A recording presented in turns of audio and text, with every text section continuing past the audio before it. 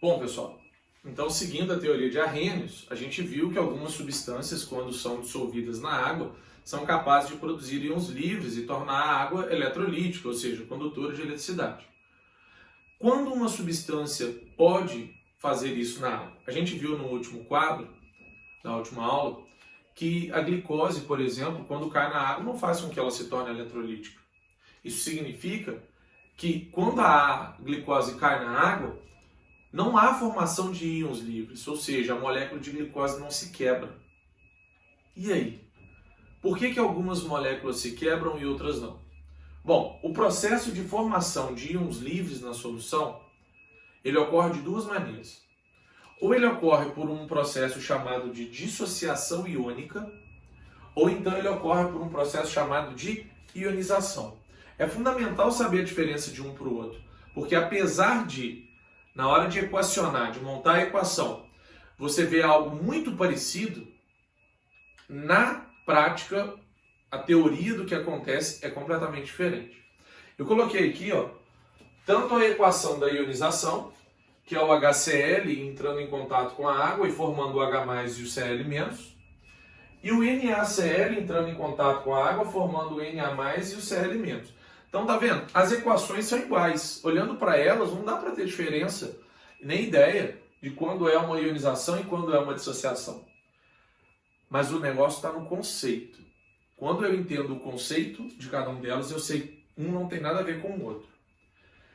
A palavra dissociar significa separar. Iônica, íons. Logo, a dissociação iônica é a separação dos íons. Eu vou pegar o cátion e o ânion que já existem e vou separar eles. Qual é o único tipo de composto que já tem cátion e ânion? Só existe um. É o composto que tem ligação iônica. Logo, quem sofre dissociação iônica é quem tem ligação iônica. E se você ver aqui pelo meu exemplo, eu desenhei aqui o cristal de sal de cozinha, né? Se a gente pegar o sal de cozinha lá dentro do potinho na cozinha, ele está desse jeito, Na+, Cl-, Na+, Cl-, Na+, Cl-, isso se estendendo por toda a rede cristalina. Ou seja, nesse cristal eu já tenho o cátion, que é o Na+, e o ânion, que é o Cl-. A água é uma molécula polar. Ela tem o oxigênio como sendo o polo negativo e ela tem o hidrogênio como sendo o polo positivo. Quando eu jogo um pouquinho de sal na água, tem um grãozinho de sal e infinitas moléculas de água em volta.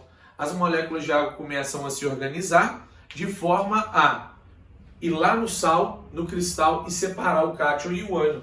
Ou seja, o O- da água, ele começa a atrair o Na+. E o Cl- se vê atraído pelos hidrogênios da água. E aí as várias moléculas de água começam a separar o Na+ e o Cl-. Então o que acontece? Dentro da solução aquosa, quando você joga sal na água, tem isso aqui, Na+, rodeado por moléculas de água,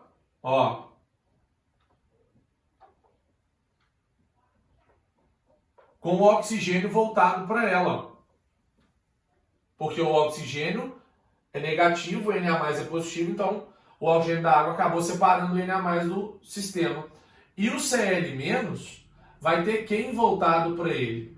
Moléculas de água com hidrogênio voltado para ele.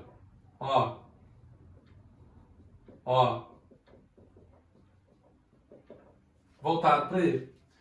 Esse processo, gente, já tinha o Na+ antes, já tinha o Cl- antes. A água só foi responsável por separar eles. Isso é a dissociação iônica. Ninguém nunca vai te pedir para desenhar isso. Eu só estou te explicando. Dissociar é separar os íons que já existem. Quem vai fazer essa separação? A água. Logo, se eu vou separar íon que já existe, a única ligação que já tem íon é a ligação iônica. Agora, na ionização, eu vou quebrar uma ligação e formar cátion e ânion. Para eu quebrar uma ligação, quebrar só tem jeito de quebrar um tipo de ligação, que é a ligação covalente. Logo, quem sofre ionização tem ligação covalente, tá certo?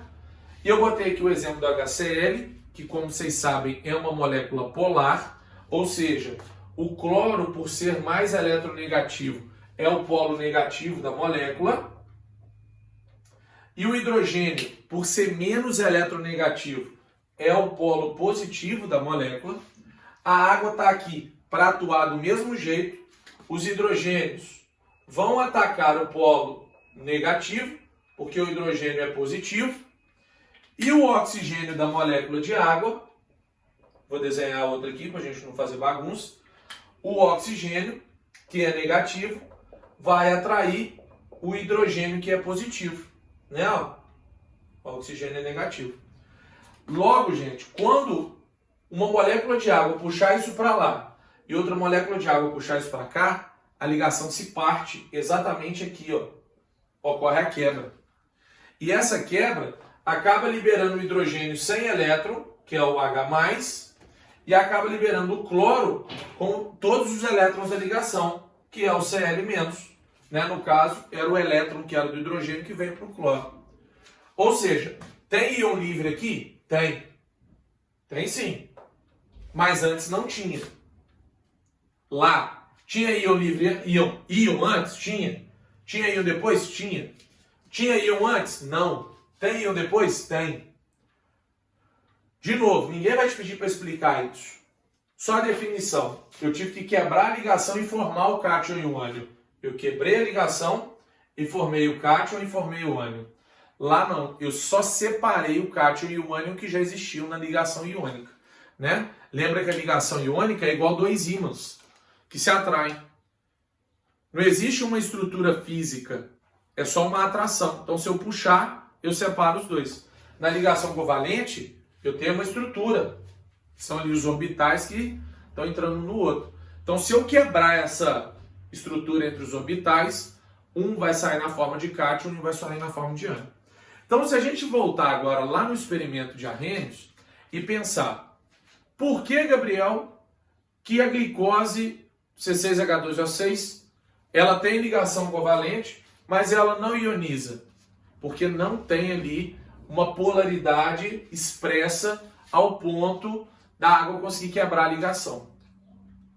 Logo, pessoal, vai ficar agora um macete que já é da próxima aula.